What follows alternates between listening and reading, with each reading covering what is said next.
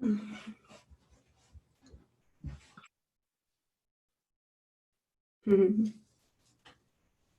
morning, everyone. Good morning. Hello, good morning for everybody connecting in. Morning, folks. Hi. Managing the participants and letting people in as they show up. It's good to see everybody. Yeah.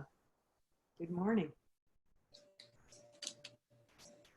So this morning, I often come to these meetings without my screen in the background because it's like I'm sort of off duty in a particular way. But today I'm going to invite us to be starting with our check-ins and seeing how folks are experiencing now. And we may get some others joining in the next few minutes. So we'll have Michael support us with letting those folks into the room. But is there anyone here who has not joined us previously? I feel like I'm seeing familiar faces at this point, but I don't want to be presumptuous. So with that, if people want to give us, start with a check-in, that would be lovely to hear how things are, difficult or not.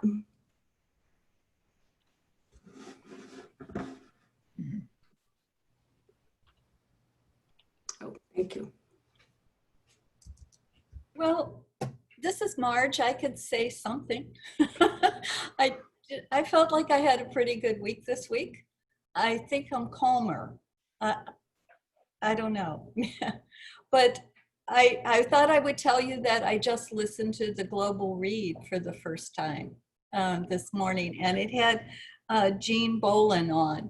And I must say I really found it, it was very inspirational. And she talked about, one of the things that she talked about that I thought was really good is she talked about how you take action. And she said that she always asked herself three things. She asked whether whatever it was you were going to do was meaningful to you, and whether it would be fun, meaning that you would do it you would have allies, you would have people who you would work with on it, and whether it was motivated by love. I thought it was really about compassion. It was really about compassion and how you move from compassion to action. It was very good. So I've had a good day so far. Thanks, Marge. I listened in too, and I thought that part was inspiring for me as well, to remind me that if it's not fun, that we have permission to have it be fun, even if we're doing really, powerful and important work and sometimes difficult work, but that we should have that motivation as a supporting component. How about for the rest of you? How are you doing? Can I just jump in for a second, Renee? Please. Just ask, because I'm presuming many people will know about the Global Read, but maybe Marge would even like to explain what the Global Read might be for people who are not familiar with. Great idea. Oh, sorry, Marge. Well, I did it for the first time. I had noticed on the Charter for Compassion website that, or emails, that this was something that you could do. And I was interested in this one because she said that the title of the book, which I didn't read the book, that was one of the things I wanted to know, could I listen in and not have read the book? Anyway, was like a tree. I feel drawn to environmental things. I've gone on hikes with people specifically to learn about trees. And so she made real connections between, in this case, she made real connections between breathing, which was interesting. She talked a lot about, Renee can help me, but she did talk too about how trees, produce the oxygen from the carbon dioxide that we breathe. And so we do a lot of breathing here, and to think about that, the oxygen that we're breathing in coming from trees, from something that comes from the life of the whole planet was a powerful thing too.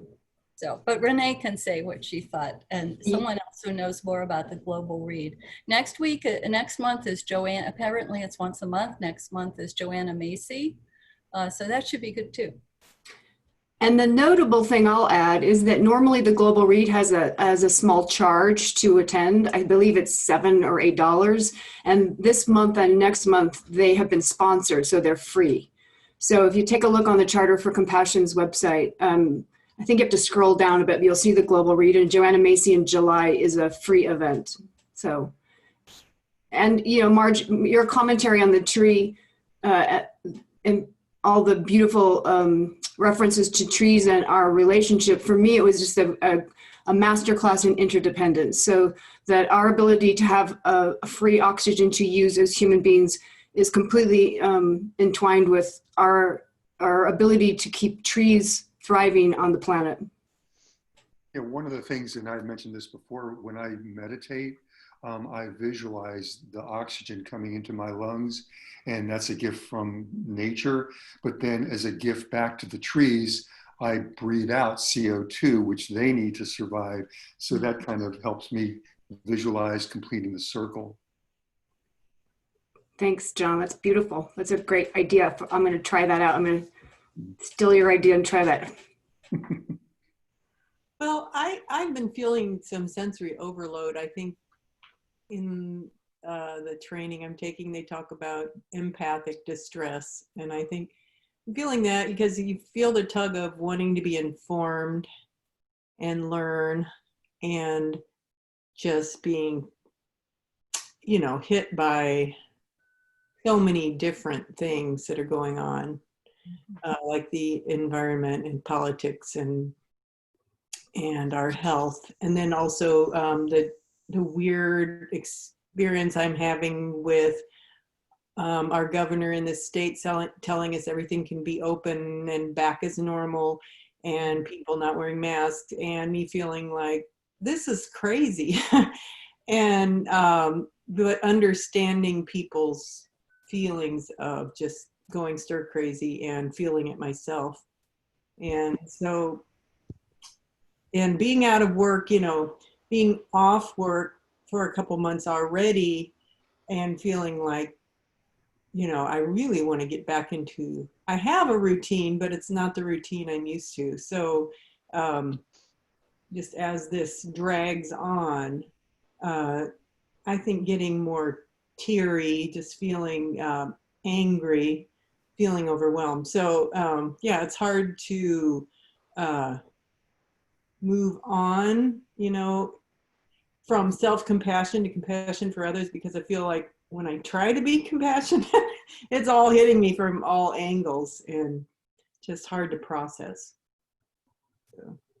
Thank you. It is a really powerful reflection back of how, if we're not regulated with so much intensity around us, it's so, you know, it's so seen that we're not actually as stable as we might have thought. You know, it feels like I'm hearing so many people in conversation about that, like they're more edgy than they have been aware. And so all that much more need to practice at this time.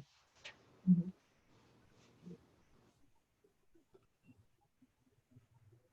Go ahead, Shoshana. This is a very interesting week because I had a interesting, after the CIT class, you know, I was thinking a lot about forgiveness, and something came up with a family member who I was feeling like the wronged one. And as I was thinking, I realized like what I contributed to the situation, and how, regardless of what my intentions were or why I did what I did, it had impacts on you know, my cousin, and I'm not sure how to move forward, but that was a step, and you know, I'm sure that you know, a way will open, or something will become clear to me, because that was a big shift. That was the earlier part of the week, and now over the last few days, I've really been thinking about I call it the really big bad thing. If the really big bad thing happens in our country, because think about a presidential candidate talking about having to possibly forcibly remove a current occupant. That's pretty bad. And gatherings of armed militia types getting stoked by the current occupant, and having the military speak out against actions directed at the American people. I am more focused on what I'm grateful for and how relatively safe I have been able to be, and my family, and how that is. I mean, it's privilege. It's fortunate. It's not that I deserve it. But it's the truth of my situation right now, and what I have. What's helping me cope is that if the big bad thing happens, there's really nothing that I can do to prepare for it to stop, except for these kinds of things, which, you know, I can't stop it. I can't insulate myself or my loved ones. All I can do is try and show up in each moment and do the best that I can. And if the big bad thing happens, then I'll be like, you know, in it like everybody else. And I'm not living in that place of, oh my God, what am I going to do? How am I going to stop it? And you know, I'm thinking, boy, how must these words sound to other people? Because it doesn't sound very calm, but actually, for me, it's resilience, because I could be waiting for someone to bust my door down, and I'm not waiting for someone to bust my door down. Although I'm not, I'm aware that that could happen. Anyway, thank you. Thank you, and thanks for your vulnerability in describing what, you know, your experiences are and how raw all that is. That's how I'm hearing it, at least, and I think that's real for a lot of us. Renee, can I just jump in and say one thing? At one point, Shoshana, you said, "I don't deserve it," and I just want to, I don't know if you really meant that, but I just want to affirm the fact that you do deserve it. It's not that you don't deserve it, it's that everyone deserves it. And maybe others don't have that same privilege, but you definitely deserve it. We all deserve safety. Mm-hmm. We all deserve community. So I just wanted to mention that.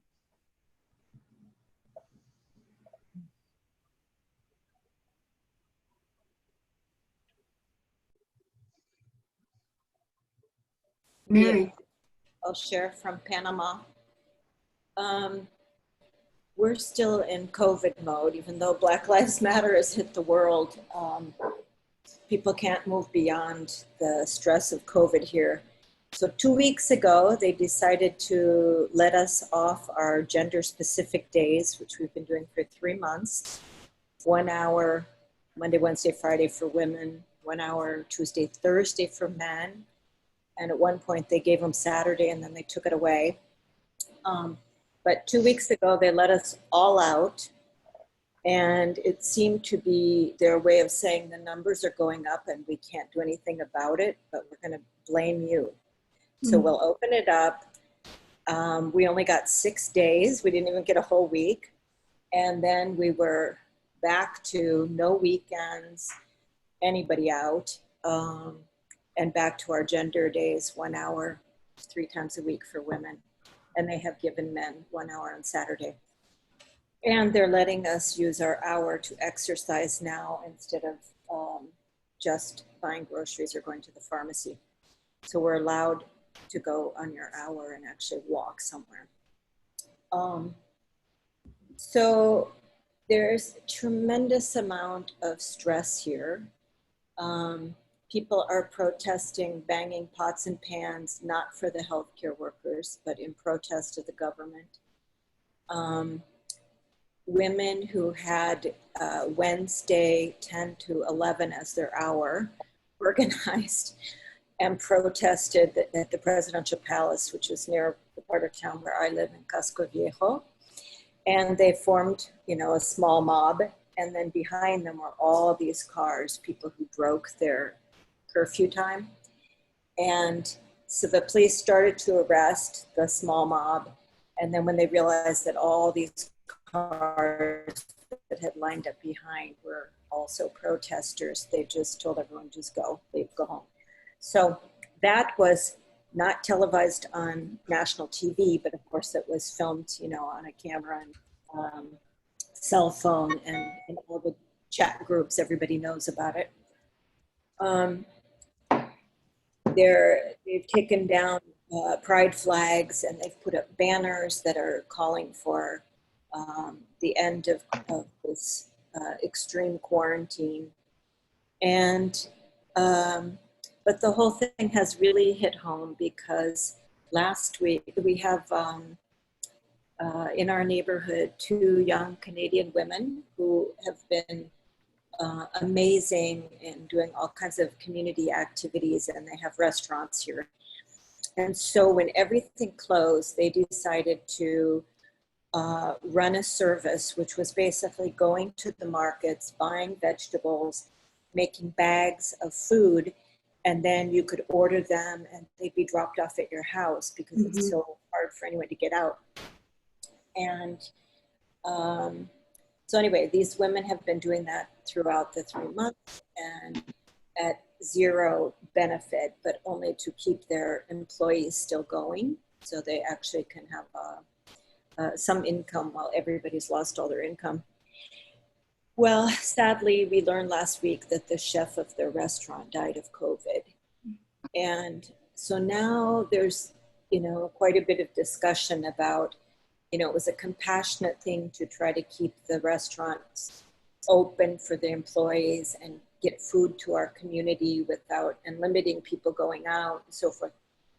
But to be honest, the ones who could take advantage of that service are the privileged, you're talking about privileged, are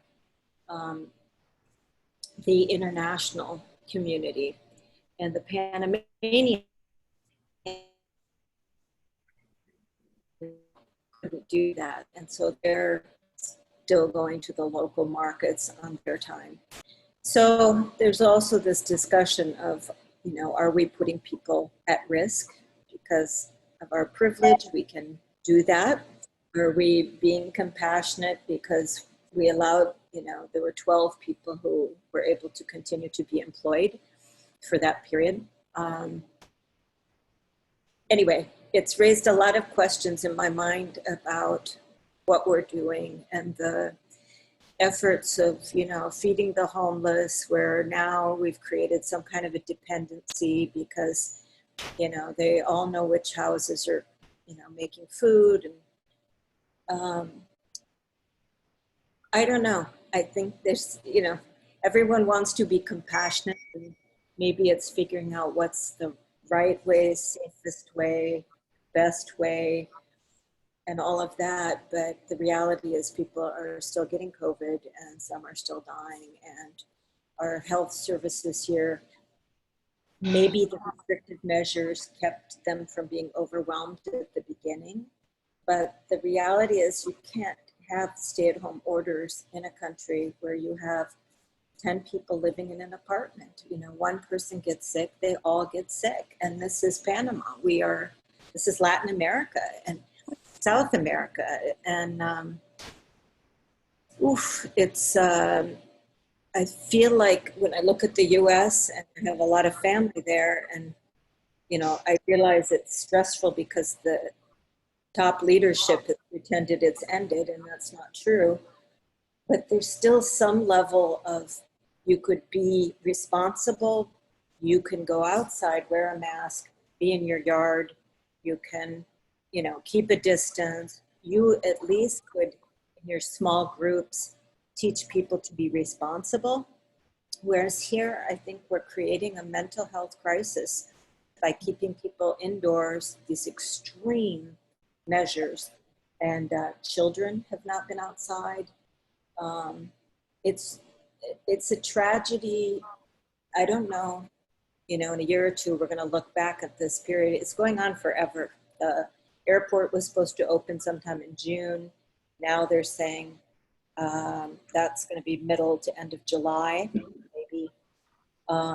The work from home order for the UN is extended to the middle of August, at which time they'll review, but it's pretty certain even then, maybe just a few people would be allowed to go back to the office. So we are like light years beyond the rest of the world in terms of how everybody's responding to COVID. And it really feels like we're in a forgotten part of the world, that people are still, looking at each other from a window, but not waving anymore. People had it. Mm-hmm. Nobody's smiling, nobody's playing music, nobody's applauding the healthcare workers. People have had it. So Thank you for sharing, Mary. It sounds really complicated, and it really touches in on the complexity of systems interfacing and how they are and are not working well, and also just straight up not knowing, how to cope with all these things. So we want to invite check-ins, and we also have a couple of practice opportunities. So with that in mind, if anyone would like to share anything check-in wise, and we want to make space for that. And otherwise, I'm going to turn it over to Shane. So this is your chance to check in if you'd like. And otherwise, we're going to let Shane take it away for a moment here. Thank you. Thank you, Renee. I'm just looking at the chat here as well. So it is great to check in, and I feel like I'm checking in by listening also. There's so much going on in so many parts of the world right now, and all at different rates and different levels. So it is, although it's challenging to hear, it is nice to feel connected with people throughout the world in this call. And so we're aware that there's a number of people in this call that are actually in CIT training at the moment, or have taken the training in the past. And we've been mainly working through the first 4 skills, self-cultivation, so 1 through 4. But today, we're probably going to try and blend a bit of the self-cultivation, and we're going to hopefully create a bit of space for equanimity or pause, or just checking in the next activity that we have, and then moving into common humanity. Now, skill 5, as we sometimes shared, it would be impartiality and common humanity, but we might be checking in just with the practice, connecting with common humanity, because I think it's coming out in abundance anyway, and we might just try and work around a meditation or a practice that focuses on our common humanity that we have. So first, going back to self-cultivation, and we often ask the question, as we've just seen with Renee here, how are you? How are things going? How is your resilience this week? How is your practice? And then in skill 5, what we move into, and many people have done this activity many times before. I'm sure Michael has probably done this activity probably 50 or 60 times, if not more. But the activity is around who are you rather than how are you. And it's a beautiful little activity. It is challenging, and the more times you do it, I imagine more challenging. So I'm going to play around with a variation of that. So rather than repeating the same activity for the beginning of skill number 5, I'm going to try and vary that up a little bit. And Rachel made reference to the sensory overload that many of us have been having so far. And without Zoom, I wouldn't be able to connect with all these amazing people in different parts of the world, or work and feel the contribution that I'm getting a lot of gratitude from. But also there is a sensory overload. So I invite us not necessarily to use any of the technology side of things, but if we can go back to even paper and pen, if you have a paper and pen at hand. If not, it can be a thought process. But if you do have a paper or a pencil or a crayon or whatever the most basic thing in front of you, to mark just a couple of words, not sentences so much, but just a couple of words. And I'll guide us through this activity, focusing very much on the now. So this is a chance to do a small check-in. We can call that equanimity, we can call that space or pause, but really just to check in at looking at that question, who am I today? So it's not so much focused on labels or how we present ourselves, but this is just for you, and nobody will be asked to read it out if they don't wish to do so. And I'm going to go down for about 3 or 4 minutes, and I'm going to call out. I'll start with the 2 words, I am, and you will complete that sentence. I'm going to do that twice actually at the beginning. So I'll say I am, and then leave about 10 seconds, but try not to edit. Whatever is flowing in your mind right now, you write the very first thing that comes out, and without judgment. So this is just for you, and I'll guide us through it. It will change as we go through, and then at the end, if you want to take a look at your own sheet in front of you, and you can take a few moments to change or edit or look at some of the sentences again. But the first 2 are I am, and give about 10 seconds for each one of them. Right now, in this moment, what are you? And if you want to write down again, I am, a second time, and complete the sentence. It may be a word, it may be a couple of words. Try not to think too much. The third one, if we're okay for time, is I feel. What do you feel in this moment?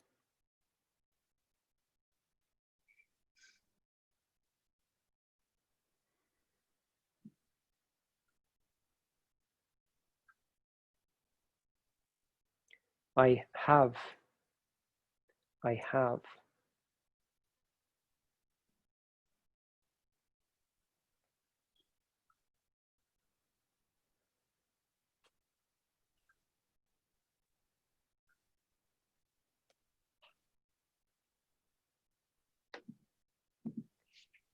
I believe. I believe.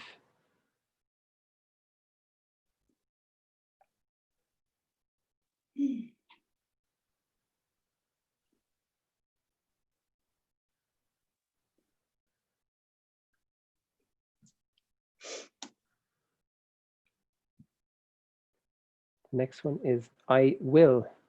I will. What will you do, think, say, act? I will.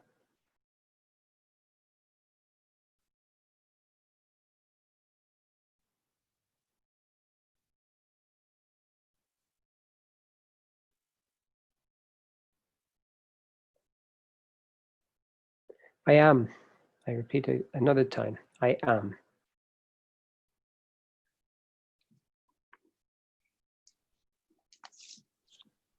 Sorry, did you say I am again? So yeah, the same as the first 2. I am again. Yeah, that's my accent.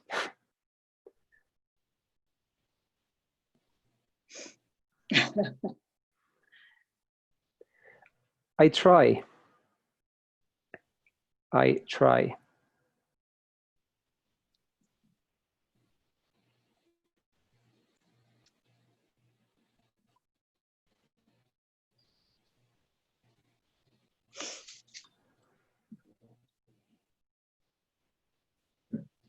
I laugh. I laugh. When or what or who do you laugh with?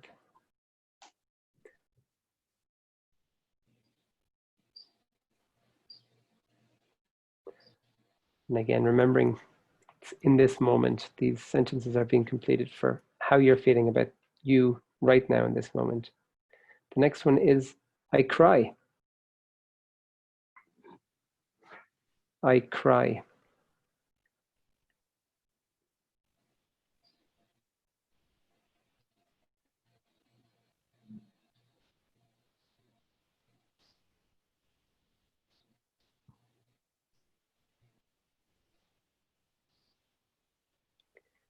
I can. I can.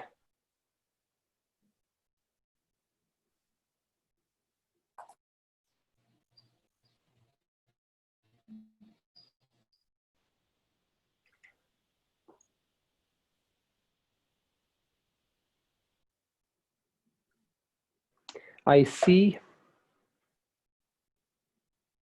I see.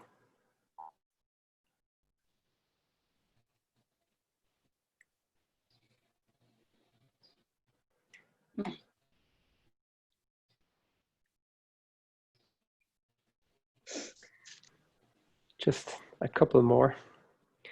I aspire. I aspire.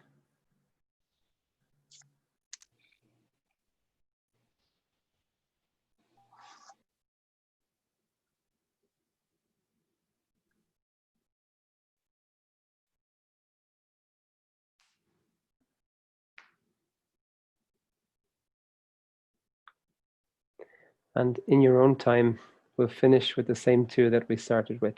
So I am and I am.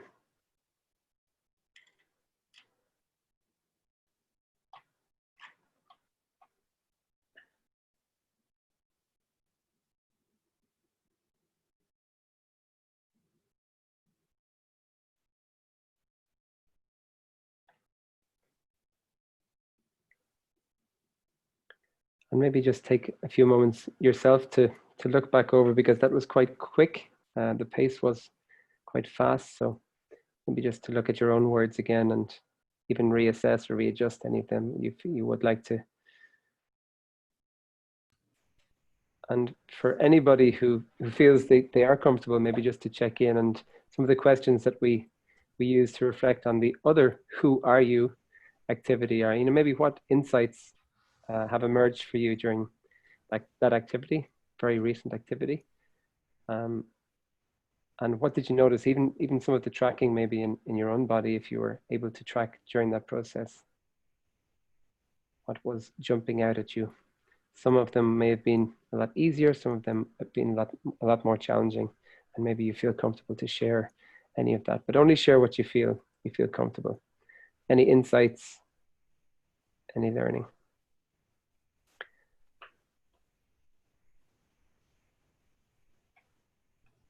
I noticed I quit breathing during some of the writing. I was kind of holding my breath. I don't know why, but I just noticed that at the end I had this big exhalation, and that it was like I was, yeah, it was like kind of like owning something somehow. It was like a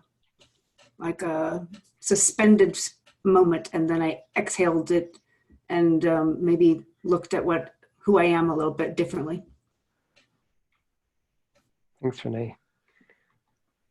Yeah, my own sense, and I mean, I can hear certain audio with the earphones here, but I felt there was a breath of some kind in, particularly at the end. And I see Karen with her hand up here as well. Thanks, Renee.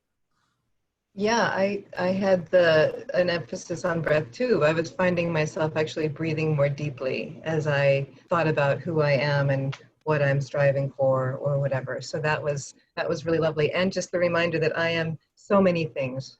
And so I had numerous answers to each of those questions. I was writing quite quickly. Mm-hmm. Thanks, Karen. Yeah, and absolutely. We all are numerous things. And Holly, I see Holly's hand up.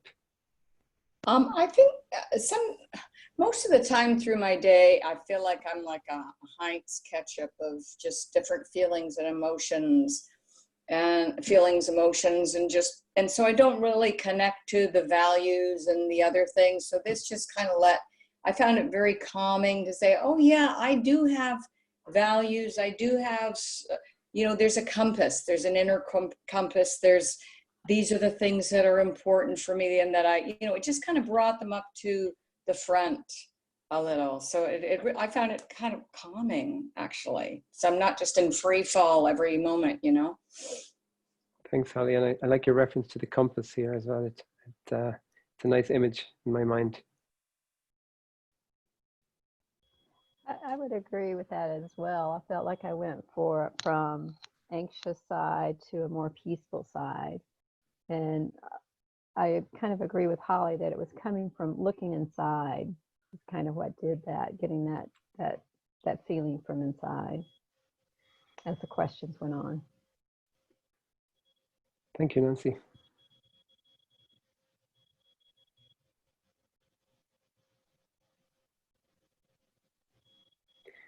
if anybody would feel comfortable now, it's completely up to you here. I know when I'm doing this activity with various different groups, sometimes I don't feel comfortable maybe reading it out, sometimes I do, but if anybody wanted to share any of the insights that you came, or any of the flow of words even that you feel comfortable sharing, and it's not necessarily asking everybody to read out all of their sentences, but if anyone would feel comfortable sharing, this is also a nice space for that. Okay, I can share and I can make everybody laugh what I came up with, because the first of all, I have done these similar exercise in the training, so I kind of knew what I was getting with the I am. And when you said, just exactly in this moment, what are you? Who are you? And I wrote down, I am a CIT trainee. Which was, I almost like smiled at myself when I did that, because I'm interested, and I will be doing the facilitator course. And I had doubts about that. I said, am I worth it? Am I ready to do that? And earlier I wanted to share something that every week I have, I'm grateful for the opportunities to apply, basically, whatever I'm studying, it comes back to me. And we've been working on forgiveness and gratitude. And I had a person who is not necessarily part of my in-group, because I do things in a very different way than this person does. But this person called me up yesterday and she said, I would like to ask for your forgiveness. And I never took it personal. I don't think that this person had done anything wrong specifically to me. It's just, you know, that when we talk in CIT, in group and out of group, I do things differently. I think differently. I act differently than this person. And she went on and she explained what had happened to her to cause her actions. And the same thing that had happened to her has happened to me, which was, you know, like some sort of like power abuse. And that's when it hit me. It's the common humanity that we talk about, and the act of forgiveness that she's asking, she's doing it to free herself. And while I'm holding space for her with compassion, I'm letting everybody free. And it just, that's where it's at. It's almost like the whole chain. So going back, I found myself quite surprised when I said, that's who I am. I am someone who's learning and who's making progress in the compassion path. So I'm grateful for that. Thank you. Thank you, Rosaria. And it reminds me, your sharing reminds me of a practice that Jennifer led a few weeks ago, and some people were present for that, but the just like me practice. And even when I hear you talking there, I hear you say, you know, you are a CIT trainee, just like me. Rosaria has at times questions her worthiness, just like me. And there's so many more just like me, common humanity that comes out every day. I can hear that activity going around sometimes as I'm going through the day live. Thank you, Rosaria. We have time for maybe one or two more sharings if anybody would like to share any reflections about what we're hearing now, or about how that activity was for you.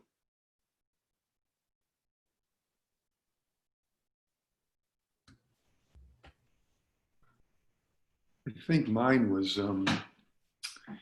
more of when I go back through all the words, there seems to be a flow or a sequence. The first is the foundation of really wanting to be helpful. The second is the foundation of it's of value to be helpful. The third is being realistic about how helpful I can be. And then the fourth is then taking care of myself in order to not have unrealistic expectations when trying to be of use to others, and just knowing when to step back. So it was kind of like that sequence that kept coming up, regardless of what words I used and regardless of which of the prompts that you gave us. Wow, very interesting. And thanks for sharing that, John. Yeah, I'm wondering how this activity would be for all of us, and because I was going through the words, but also there were words flowing out from my own mind, how this activity might be 3-4 months ago, if you were to ask the same questions, as opposed to right now in this moment. How do you feel? How do you, what do you believe? I am here present, but we are all changed in some way, I believe, from what's going on in our world in a micro and a macro level as well. So thank you, Jan. Last comments or insights? Karen? Just that's sort of a grounding practice in a way. That has permission to just look right this very moment. And that was really helpful as opposed to a broader scope. Aaron, that was my thought. Oh, sorry, go ahead. No, please, Renee. That was my thought, as well as there's something about the way that the way Shane framed it today, that I named myself far less categorically like ways I would be known in the world, rather I was in the internal values and really working and owning those. So it was much more, it was much less like I'm a daughter and I'm a this and I'm a that, things that are outward facing, but more about my internal, who I am and how I'm resourced. So it also is, refers to how John was commenting, although my brain process is not nearly as organized, but I really appreciate the framing, so that it led me to a very, my internal values and how I'm resourced in that way. And it also helped me ground in today. So like today, I'm a blood donor. Today, I'm a mom who's doing this. Today, as opposed to, oh my gosh, what I have going on this week, right? Or whatever. So yeah. Awesome, thank you. Well, thank you all for participating. And you'll probably notice that Michael is a lot quieter today, but he also mentioned other people deserve, we all deserve, but Michael too deserves a chance to reap the rewards of some of the material that he's put together so succinctly for us to benefit from. So what I'm proposing now is that we will do maybe a 10-minute practice together, if that's okay. And then Renee might just check in or check out and do some reflection on how that practice is for us. And the practice we're going to focus on is the common humanity practice. So if you want to mute yourself, if there's any background noises, and feel comfortable to mute yourself and even turn off your video if that makes you feel more comfortable in this moment. And I'll do the same because I really enjoy my background picture here. Okay, so during this practice over the next 10 minutes or so, you're going to be asked to bring 3 people to mind. And the first person that you're going to bring to mind is somebody who you consider to be a loved one or a close friend. The second person or individual is going to be somebody you find at times quite difficult or challenging, and not necessarily going into the term of enemy, but somebody who you find difficult, challenging, or even annoying at times. And the third individual that we're going to ask you to take on board and choose for this activity is a stranger, somebody who's a real person, and you've seen them before, but you may have just come across them on the street. They may be connected to your work. They may be people who go to the same shops or stores as you, but you don't feel distant from them or so close to them, a stranger. We'll just take a couple of moments to think about the 3 people we would like to practice with for this particular activity.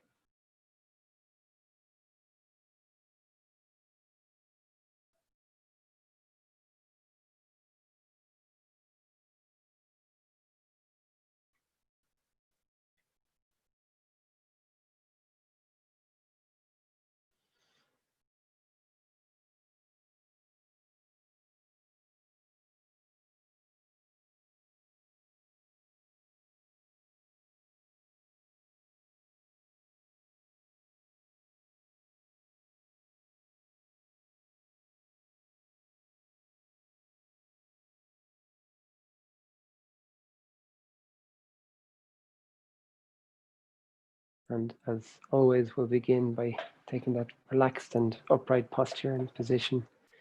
And just be aware that we'll be here for about 8 or 9 minutes practicing and going through this contemplative practice or meditation. When you're feeling upright and as relaxed as you can be, but not so relaxed that you'll fall asleep, we're going to begin with employing any of the stabilizing practices which you feel comfortable to do so and helpful, like the resourcing, deep breathing, or focused attention. And we'll take about 30 seconds to do this.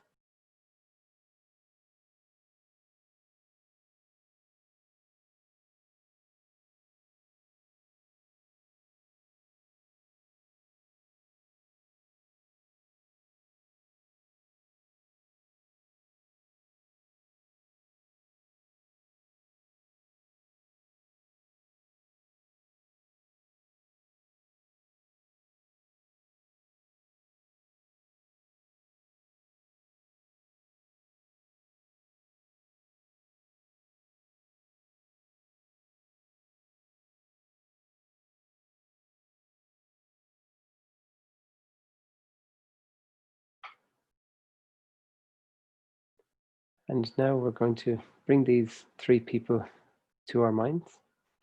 And I'll just remind us, it's the first person is a friend or someone you consider a loved one. The second is someone you've had difficult times with, not so difficult times. And the third and the last person is somebody who you would consider a stranger, but you can identify.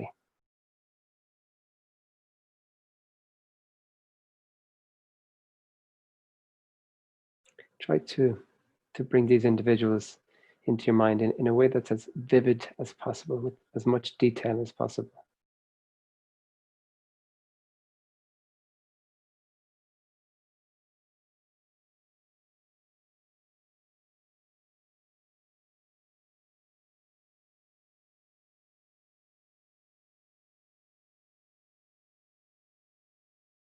And although it may be challenging, I'm going to ask you to try to bring to mind 5 meaningful things that each of these people has in common with you right now.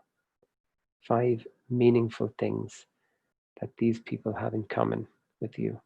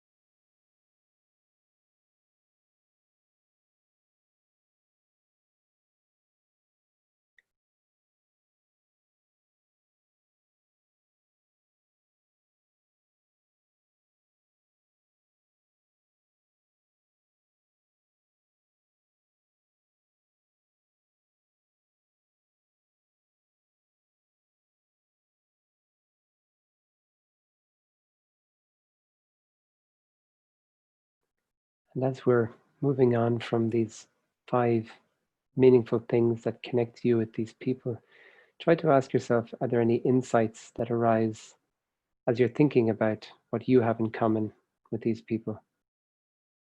And just focus on these insights in this moment.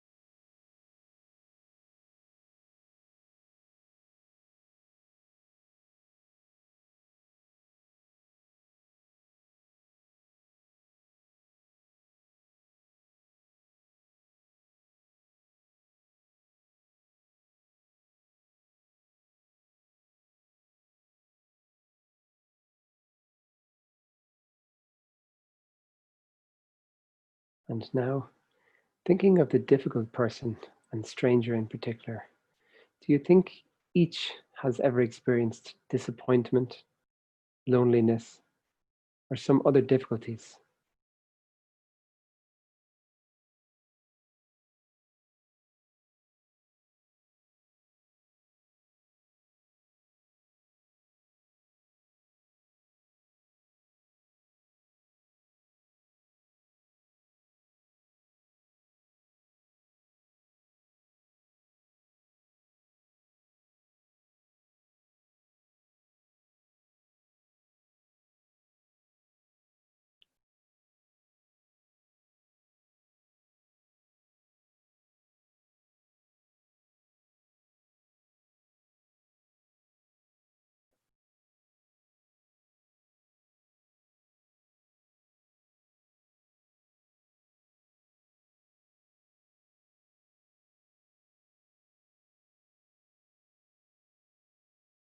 And still with the difficult person and stranger in your mind, think about their challenges.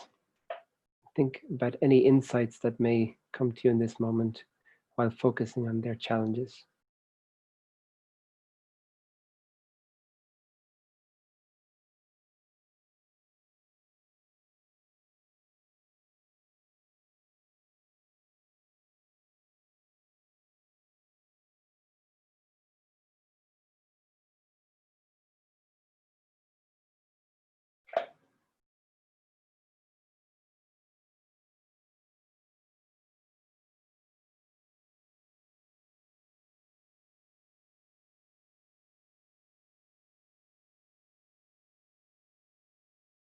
Do each of these people want genuine happiness and to avoid suffering?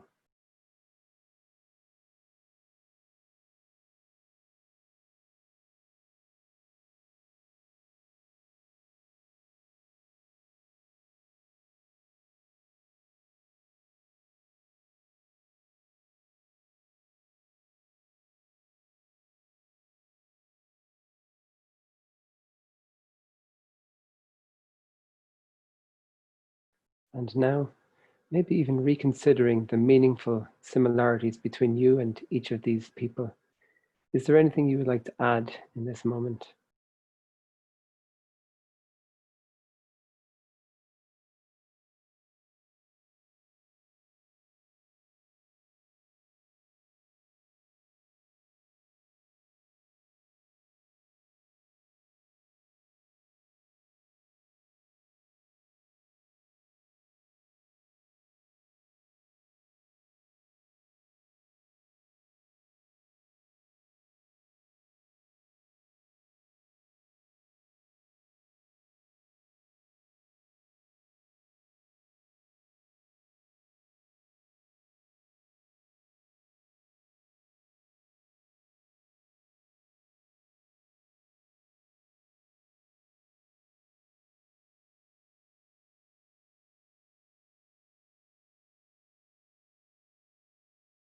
And as always, as we begin to bring our meditation to a close, we'll try to shift our attention to the sensations of the body. So implementing some tracking and paying attention to any pleasant or neutral sensations.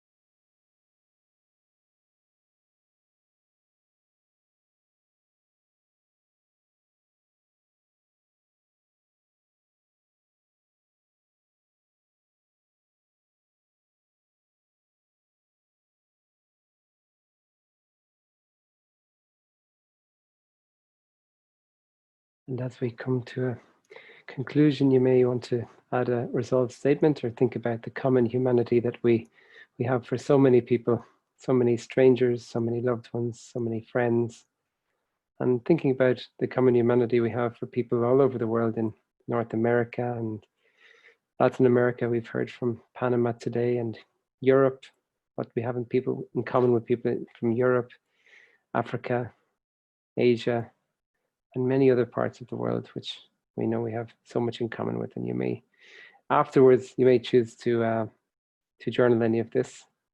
I'll start my video and we'll rejoin the group. And apologies, Renee, because as always, I've gone over time a little bit, but I'll hand it in your capable hands for our debrief. So thank you so much, Shane. That was lovely and delightful. As a recipient of it myself, I want to thank you personally, and I hope that the collective got something out of that. So with the time we have, really what I want to offer is I want to invite us to take this practice with us throughout this week. And particularly the question I want to pose here, and we can have a few reflections and then carry it with us, is what surprised you in this practice? What came up that surprised you or you had curiosity about in where Shane was leading us in this practice today? So what surprised you, or what are you curious about?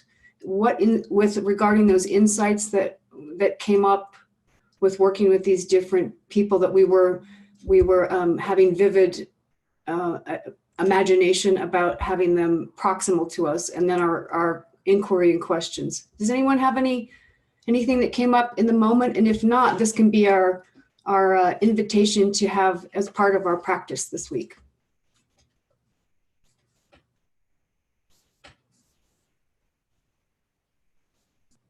Go ahead, Shoshana. One thing that came up and I wonder about, and I wonder how other people feel about this, is that people often love others in the way that they themselves would like to be loved, which isn't always, they don't always match. And I've wondered that generally about that, the golden rule, like how do we fold that into the golden rule?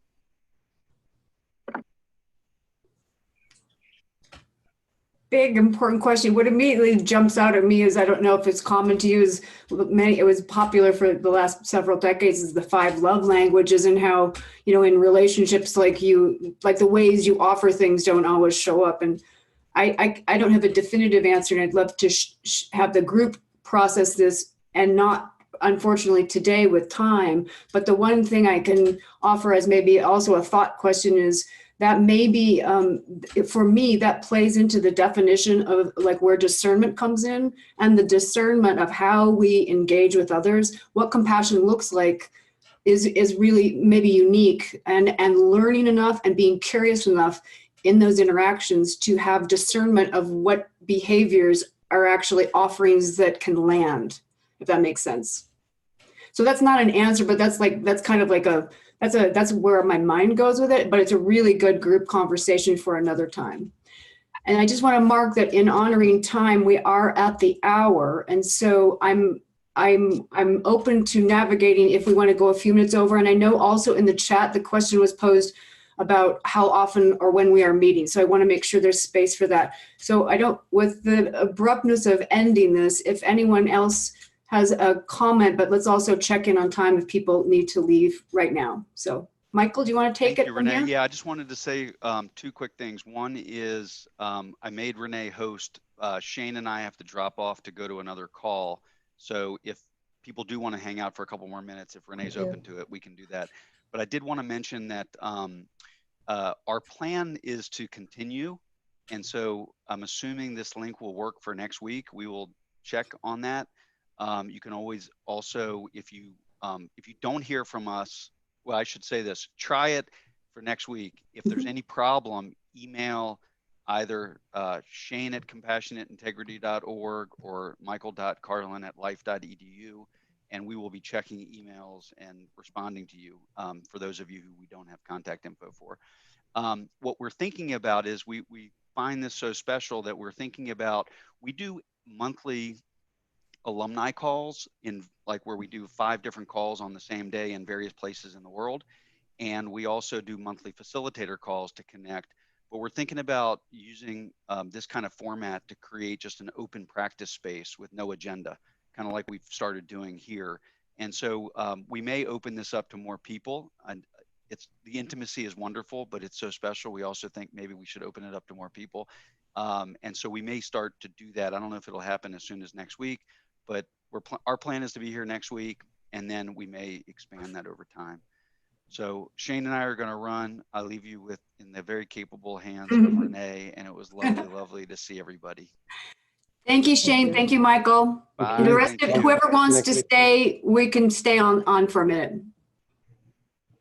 So I hope that answered the question, just as far as, because we're kind of a creation in process with how we've been working with how we're shaping things. And just as background information, we're working at how to build capacity, because there's a lot of interest in this program, which is so heartening to me. And I just want to speak that out with all of you that are either in the CIT course or thinking about moving on.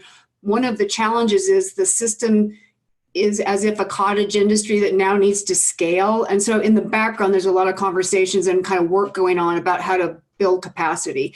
And with that said, I've been a proponent and advocate of peer groups like this as also really preparatory pieces to support people wanting to move forward or not, but particularly if you want to move forward, and having lots more opportunities for people to start practicing facilitation. So that ultimately over time, if people are either going into the facilitator training or even thinking about it, that we might, it might get to the point where there's some places to kind of practice. And particularly online, where it's such a weird, because it's, well, I'll just speak for myself. I have facilitated many things in my life and never online. And it's such a, it's so nerve-wracking at first. So just some places to practice. So I don't know all the details, but I just like to share with you, with this group, it's really an invention in the works in some of these side pieces. So your continuing interest will also contribute to things like this continuing as well. So with that, I would like to open it up to the group to either process and debrief the practices we did today, and or just have a brief conversation about whatever else makes sense. I can be here until 15 after the hour, whatever time it is for you. So I'm happy to, and I'm no expert in anything, but I'm happy to be a part of this conversation. Go ahead, Holly. I noticed that when I just started to think of the commonality between the three, I just felt more expanded inside. It's like before I was like, okay, it's like the little definition of this is the person that I feel open, that even in the definition, there was kind of a hard edge around them in my being kind of thing. And how I was resistant. And then as I started to invite in the commonality, it's like that, those boundaries disappeared, and I just felt more comfortable and more relaxed. So that was useful practice. Thanks. I love the way Shane framed that today. We were WhatsApping before, we were in an invention mode, because Michael was basically saying let's I'm tired of doing this so much, spread it out. So we were sort of in invention before, and Shane and I have a propensity to be kind of leaning toward the creative side. So I was like, well, I'm too new. I don't want to go outside the guardrails. And he was like, I can't, and it wasn't a big diversion, but just a tiny little modification that brought it into the now that I thought was really powerful. Yeah. How about for the rest of you? How, just anybody that wants to make a comment about whatever. Go ahead, Karen. So I had two thoughts. I wasn't sure, Shoshana, if you were looking at what's going on in the chat there. But my dad's version of the golden rule, which I learned before the golden rule, was do unto others as they would have you do unto them. And that's something that we teach our kids. You're all frozen, so I don't know if you can hear me or not. You came back. But the other, did you hear what I had said Yes. about the golden rule? Okay. And then the other question, or the other comment, is that I saw John's face and immediately went to last week and wondered if there had been any conversations with Culligan. That's my appreciation for this particular group and this particular community. I forgot about the Culligan moment. So I never actually went back to him specifically. But it kind of inspired me to have a 2-hour conversation with someone else yesterday who I wasn't sure whether or not I wanted to hear things from his perspective, and practice with him before I went to the Culligan folks. So it seemed like a safer approach first. But I'm working on it. Thanks for asking. Great. That's great. I find that people are very confused if you approach a conflict moment from a place of great generosity and kindness. Like the few times I've been able to do it successfully, it hasn't been, like an intentional manipulation, but it feels like it's a ninja move because people are like disarmed. And it's really effective often, not always, but it can be. And it's if I'm ever able to do it, it delights me because it's such a qigong move, or maybe that's the wrong idea, but it's like, it really is disarming. And it's like, and in my mind, I think this is what nonviolence looks like disarming my aggression toward this person before I have this conversation. And I actually learned this from dog training. I had rescued animals that were very challenging. And my dog trainer said, if we could just train the humans, the dogs are fine, but they're like, the humans are such bad leaders. And so she was always working with me. And she said, if you are treating this 125-pound dog with fear or any kind of agitation, he is so sensitive, he will immediately read that and respond in like. So I had to disarm my emotion before I interacted with him. So I learned from dog training, like some more stuff about how to work with humans. Anyway, I just wanted to share the whole, like how my brief experiences with that have been so, I can't do it very often because usually I can't, I'm not that skilled, but. I just have to say that I share your experience. I've learned a lot about myself from my dog. Yeah. Interesting.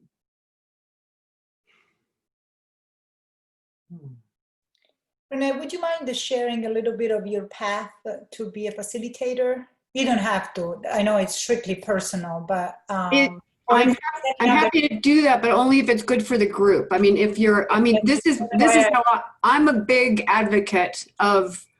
I mean, for me, I really have said this over and over. Like, I think this is the revolution. So that's my, and so I will only proselytize in the sense of like, I am super interested in people practicing these skills and then sharing them. And I think this program is set up with such, such a kind of a common humanity mentality about getting people toward facilitation.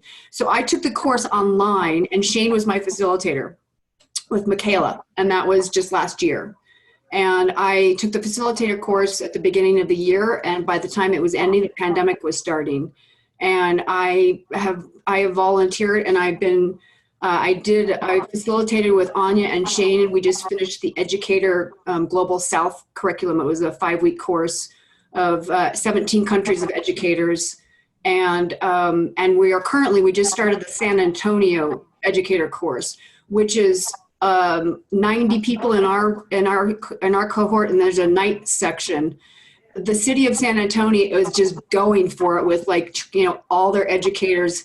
They've provided this amazing opportunity for educators, principals, professors, school teachers, preschool, all these educators in San Antonio to just broadcast this. So when I talk about these things, I get so inspired, and all I can say is any of you that it inspires you, do it. It's just, and we are just practicing, and the collective wisdom and a commitment to stay in integrity with the material. We so many of us have outside practices, but using the material as the scaffolding and just staying with this clean, elegant system I'm just finding it super powerful, and all the other practices I have, they're great, but it's like, just keep it clean and kind of right in this lane, and then let other people fill in their own personal lives, how they can, add their own personal practices in.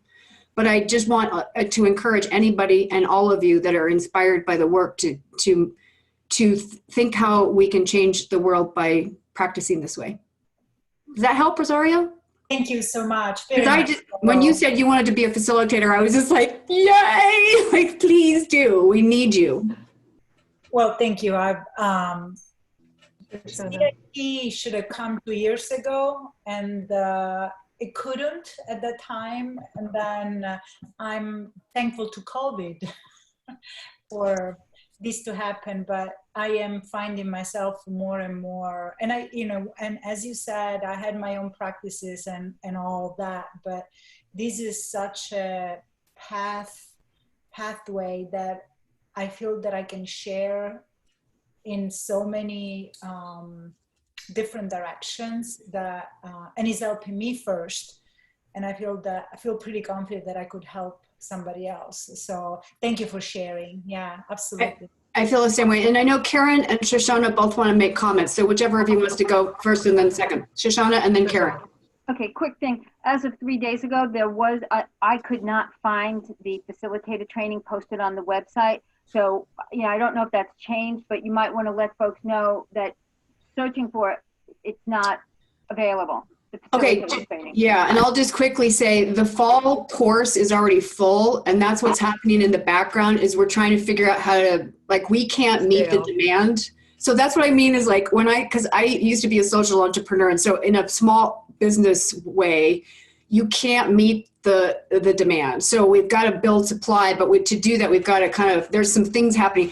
I am not like the powers that be at that, and I can't comment on that, but I will say it's an issue that it's being addressed, and it's by such lovely people addressing it. And that's why things like these groups are actually, I'm proposing that these groups become actually structured kind of stepping stones that will help lead toward other things, and that's built all along, so that there's always these kind of cohort groups where we're practicing and learning, because that will allow us to populate it out further more quickly. But just FYI, right this second, if you wanted to sign up for a facilitator course, there's no place to sign up because there's none available. And for sure, we know that's a problem, and it's a good problem, but we just have to address it. So yeah, to be determined, but yeah. And go ahead, Karen, and thanks for.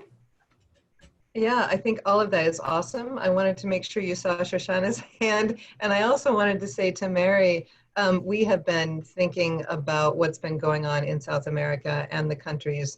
So your words really resonated in a terrible, harsh kind of way today, but so important to hear. And I wish I knew of ways that we could help. I mean, we're not doing such a great job ourselves, but honestly. So just know that there's a lot of people who understand that you don't have a leader who understands what's happening and providing that leadership. So it's a hard time to be there anywhere. Yeah. I was also just going to add that at least where I am in the United States, the different manifestations of how people are processing COVID is so wildly different. And I live in a mountain town that is, very white, but there's a significant Latino population supporting the recreation and tourism industry. And they are COVID cases at 45%, and they are 14% of our population. And they live, many times multiple people in an apartment or a home. They culturally, particularly the men, will not wear masks because it's not machismo. I mean, I'm in a Latino coalition group where they talk about this and they're trying to make videos and support it, but there's compound problems. And for sure, like what you were describing is what I'm feeling like. It's so complex. So my heart is really with you as well.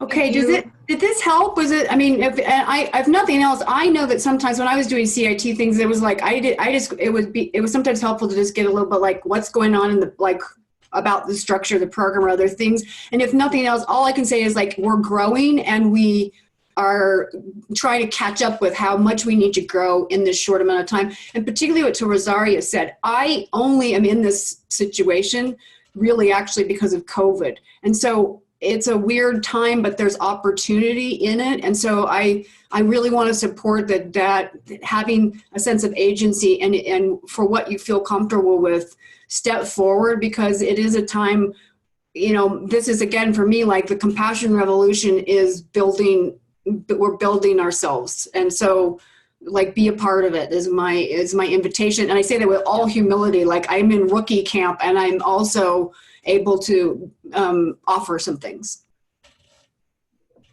Cool. And you guys are great. And thank you for being here. And try the link next week. Hopefully it will be working, but we don't have an intention to end, and we will continue to create whatever it is we're creating. Sound right? Thank you. Thank you so much. It's really inspiring to be with all of you. Mm-hmm. Bye. Bye. When you go outside, think of us.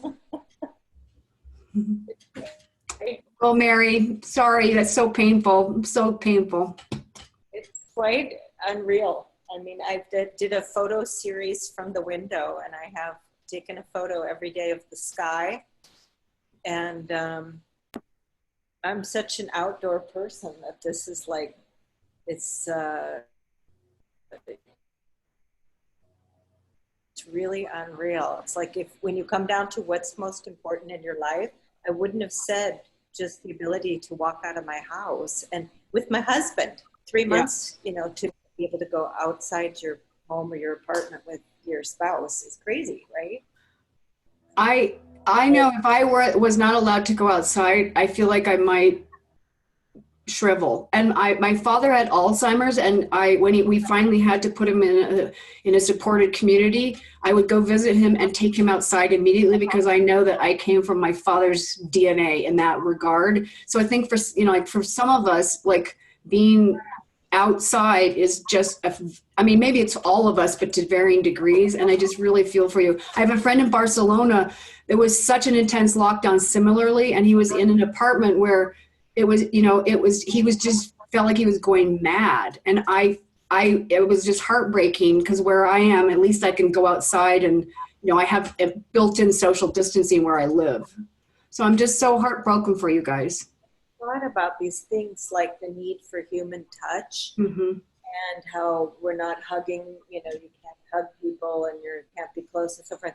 But I have found that if I just have my hand on my heart when I'm like centering or whatever, that you can give yourself a bit of a sense of human touch. I'm also a Reiki master, so that's part of it. But still, the not going outside it's quite an extraordinary phenomenon that I think, you know, obviously I'm not in a prison, I'm in a lovely apartment, but I think I have just had a tiny taste of what we have done in the prison system by putting people in isolation. Not just they're alone and not with other people, but they're limited to see the sky or be outside, and what a deprivation that is. Yeah. And I really think we are going to have, sadly, you know, and probably in Spain, you know, in Italy, where they had extreme lockdowns, that they're kind of the model we followed. We are going to see mental health issues on all age groups from this experience. And I don't know. I really don't know how we'll navigate that, but it's... Well, the trauma research shows that there's like a really, really long tail of these kinds. I mean, we've never been through this, but when, you know, if you relate it to other trauma zones, the aftermath will be very long and very significant quite a ways down the road whenever this resolves. And I think because we're in such uncharted territory, already it's not just a one event, or it's not, even when they compare it to military tours, there's a beginning, middle, and an end of the tour, so that, you know, that there were people that work with VA, with veterans, and they were talking about that version of trauma. Even then there's this narrative that has bookends. And so we're in this open-ended trauma that's really super profound. And I live right next to one of the 5 Catholic churches in our little neighborhood. And the bells toll now every morning. There's a funeral at 9:30. And it's this creepy ding dong, like really slow, somber bell. And this used to be, you know, our church was, Iglesia de la Merced was like, you know, every hour chiming or whatever. No, it is this somber tolling. And that is also playing a psychological thing. You can feel it in the community. And they're only allowing 10 people at a funeral. But those 10 people have a pass. So if you see a man out on a woman's day and they're headed towards the church, you know, they're going to the funeral, right? So it's like people can look out the balcony and they're like, oh, wrong gender day. Where's he going? Oh, he turned on Cayeta and he's going to the funeral. Sure enough, there's the bell. You know, oh, it's like psychologically the level of trauma, different traumas, unlike, because we're with the UN. My husband was in Damascus at the beginning of the war. We have lived through traumas. He was in Afghanistan. This is a different one because it's very subtle.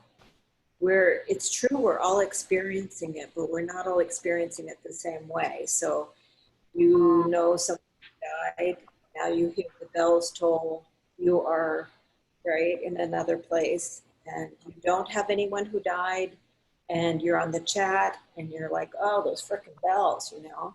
People are like, woof, all over different responses, different places. People working from home who are working 12 hours because there's so much work now. And then others who can't do their work, they're stuck at home. And they don't have a job that allows them to keep working. Who are, you know, now we have a lot of domestic violence. You know, having children stuck at home, we have a lot of violence against children. And it's just really painful. The added trauma to the trauma. Right. So here's my question for all of us. Are there new rituals we need to invent for ourselves at this time to counterbalance? I mean, particularly your experience was just so extremely intense and layered and weighted.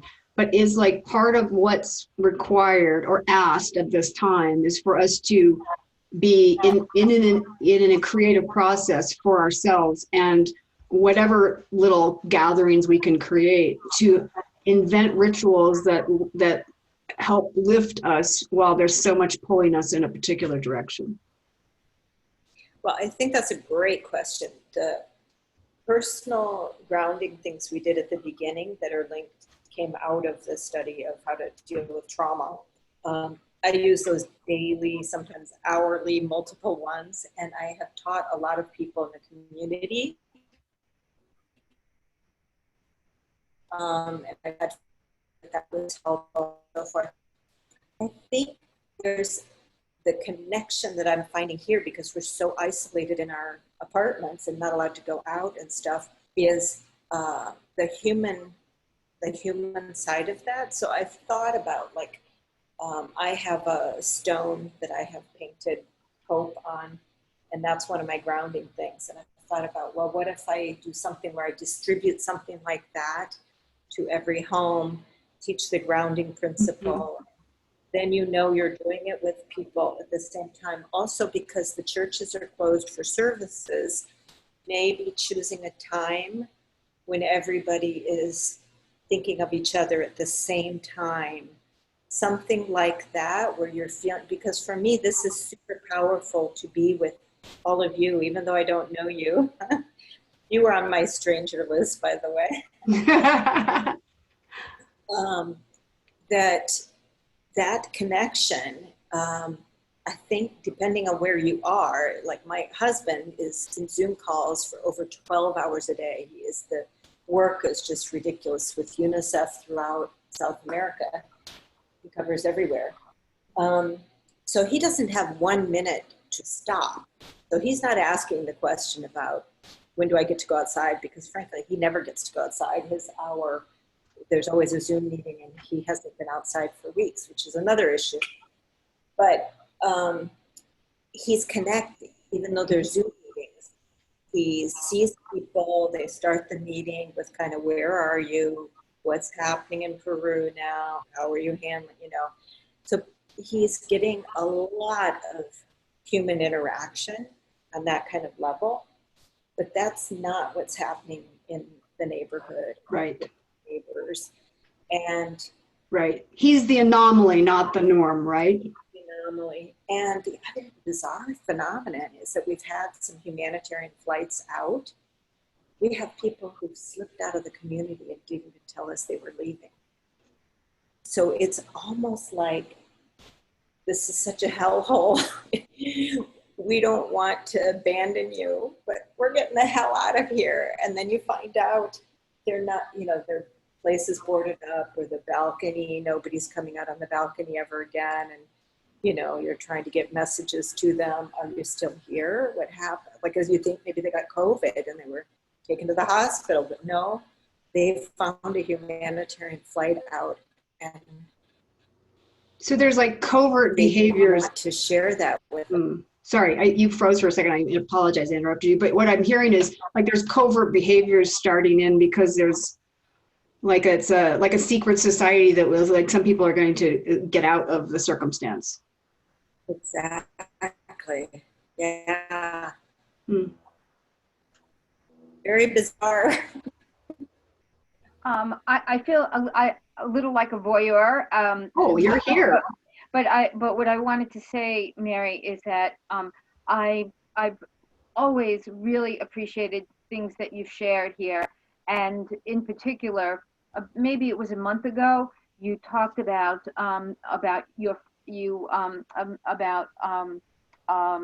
resourcing, and your picture of the sky that you realized was a resource for you, and that has really helped me. And I have a garden. I have I can go outside here, but somehow that idea, that thought of a picture of the sky had a certain kind of liberation that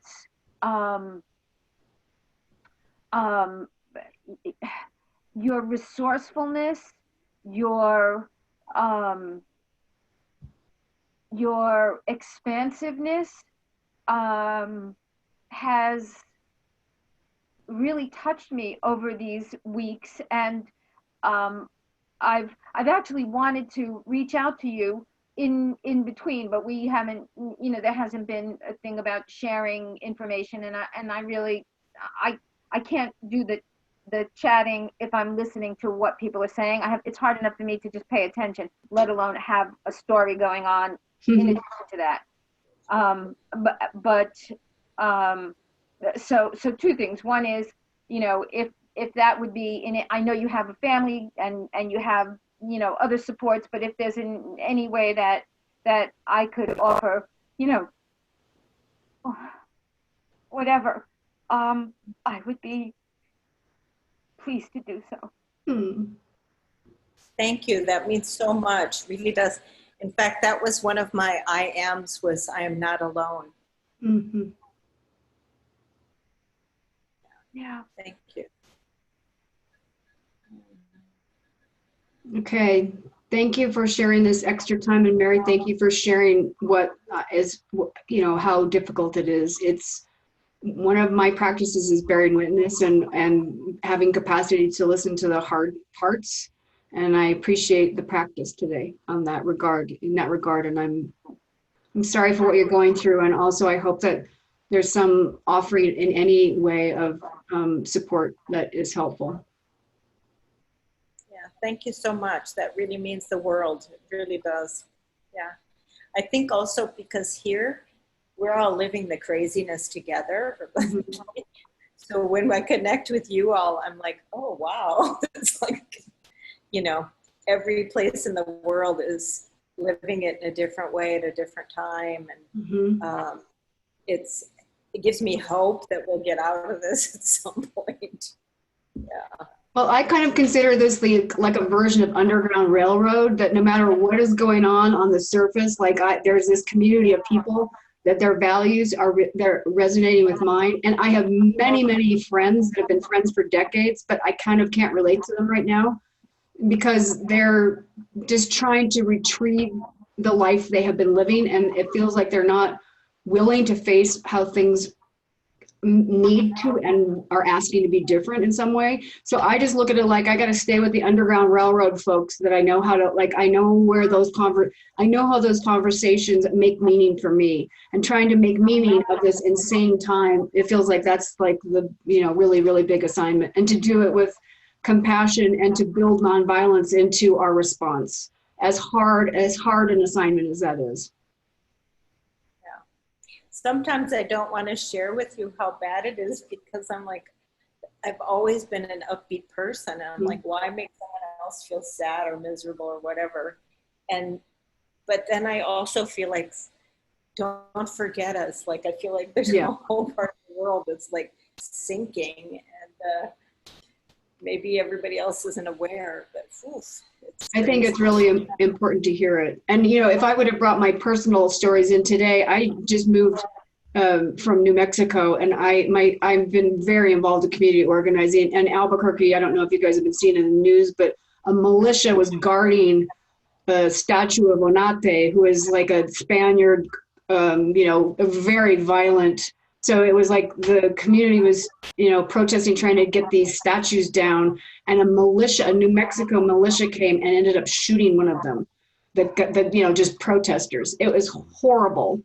And the police actually sort of enabled the militia initially. And so just the layers. So this was like basically Latinos protecting statues from Spaniards, conquistadors, conquerors, and then this, group of protesters of all different stripe. But it's so, like the nuance and layers. And so I'm, personal friends just checking in how they're doing, but also just the complexity and layers of even that moment. So yeah, all to say, like, we don't all bring in all of our business to every time, but particularly hearing what's happening outside the US for this particular setting, I think is extra important. I do some work with other groups where we are literally from all over the globe. So that built into the check-in is a more broad view, but I think in this group, we're US centric. And so it's really important we also hear what's happening in the world. Okay, I'm going to end this call. We will see you guys next week. And I really appreciate you participating and contributing, and for all of the vulnerability and authenticity. It makes me able to be a real person a little bit more often. So thank you. Thank you so much. Bye, you guys.